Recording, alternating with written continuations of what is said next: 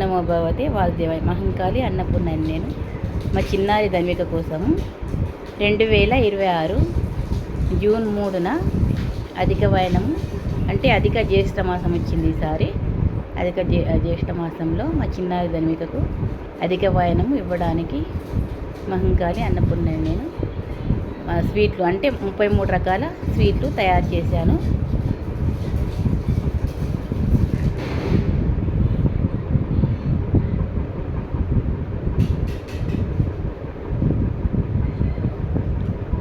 మా తన్విషికి మాత్రం 3 తయారు చేశాను.